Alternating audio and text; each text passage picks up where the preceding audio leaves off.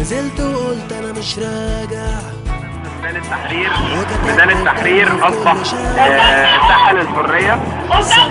المصريين كل يوم جمعة هيتظاهروا لغاية ما مصالحنا تتحقق.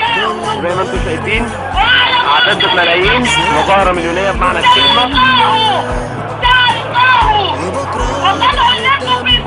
مظاهرة مليونية بمعنى الكلمة. لأول مرة المصريين بيكلموا حقوقهم. خلاص هنفس تاني الموضوع خلاص وسع من ايدين الحكومة. مفيش أمن دولة بعد كده، مفيش مراحل أمن الدولة، مفيش ظلم من هنا ورايح.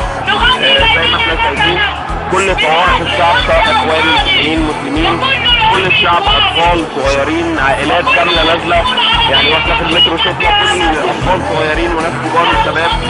زي ما احنا شايفين كل الناس نازلة. بقت يعني تلاقي هاي بارك للحرية. زي ما احنا شايفين المتحف المصري اهو في امان، مفيش اي ضرب من اللي بيتقال ان هو بيتضرب على المتحف المصري. ميدان التحرير مفيش اي ضرب، الجيش مسالم جدا ومفيش اي توجد امن ومفيش اي حالات تحرش واعتداء على اي حد. طوائف الشعب كلها ماشيه مع بعضها، وفي ممثلين وفي مغنيين في وسط المظاهرات منسجمين مع الشعب في هارموني لطيفه قوي. مفيش اي تغيير، مفيش اي فرق ما بين حد مشهور وحد عادي.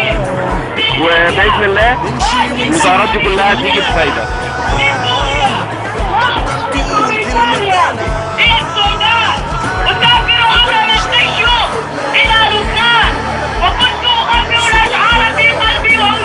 الطفل اللي بيقول شعر ده بيقول شعر التأشيرة اللي هشام الجسر. يا اخوانا احنا دلوقتي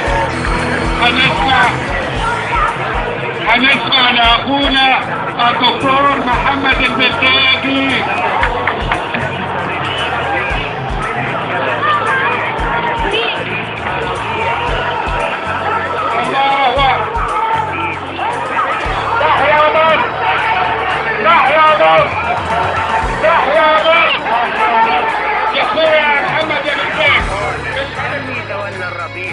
الاثنين بلون اخضر وببتسم من سعادتي ولا احساسي. في كل شارع في بلادي صوت الحرية بينادي. في كل شارع في بلادي صوت الحرية